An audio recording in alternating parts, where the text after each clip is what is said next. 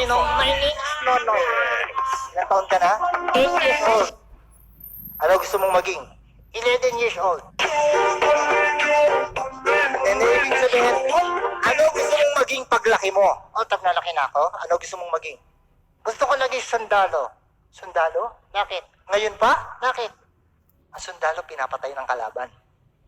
O sige, gusto ko na lang naging kaladan. I think you have to think of other career naman eh. Halimbawa. Halimbawa, pag malaki ka na, pwede kang maging magsasaka. Ha? Ako nagsasaka? Bakit? Ayoko maging nagsasaka. Ayoko. Huwag mong gaganyanin na magsasaka ha. Bakit? Importante sa buhay natin na magsasaka. Bakit po? Alam mo ba yung kinakain mong kanin? Uh-huh. Galing sa pawis nila yon. Yak. Ang ibig sabihin, pinaghihirapan nila yun. Talaga? Ay naku Noy ha. Alam mo, sinama kita rito dahil wala nang pasok. Uh-huh.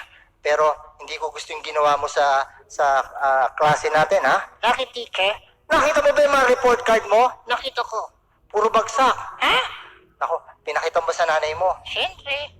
Meron nga siya sinabi sa akin eh. O ano sinabi nung nanay mo sa'yo nung nakita niyang bagsak ang mga grades mo? Sasabihin ko, Sabihin mo sa amin. pati bad words. Huwag mo na isama yung bad words. Oh, wala siyang sinabi. Ang mahirap sa inyong magkakaklase, bakit ganyan kayo? Bakit po? Sa basketball ang gagaling nyo. Uh-huh. Pagdating sa exam, puro kayo palpak. Eh, teacher, common sense lang eh. Anong common sense? Sa basketball, okay ang teamwork. Sa test, hindi. Yun ibig sabihin. Kasi ikaw hindi ka nag-aaral eh. Bakit po? Lagi kitang nahuhuli, nangungopya ka. Ha? Ang katabi mo, kinokopyahan mo. Anong masama doon? Hindi masama ron ha. Pero alam yung kakaiba rito kay Nonoy? Bakit? Ang kinokopyahan niya, yung pang pinakabobo sa klase namin.